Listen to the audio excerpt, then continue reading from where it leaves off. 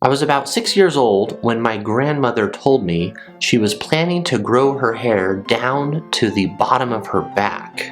Apparently, my reaction was, "Oh, Grandma, you'll be dead before it gets that long." About 4 years later, she did grow her hair down to the bottom of her back. And after reminding me what I had said, she told me that she was not dead. In fact, she was alive and kicking. Alive and kicking means you are alive and you are active or healthy. While the alive part is pretty straightforward, where does the kicking part come from?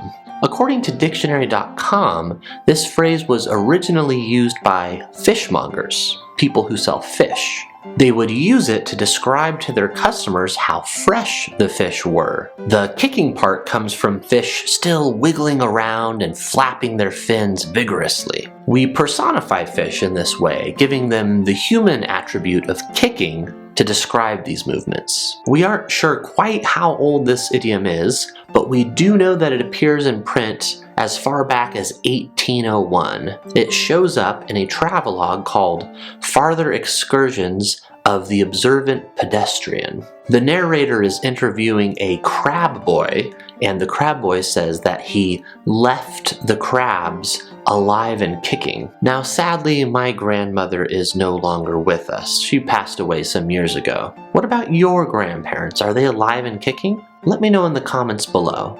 And if you would like to learn what the idiom "it's all Greek to me" means, go ahead and click on this video.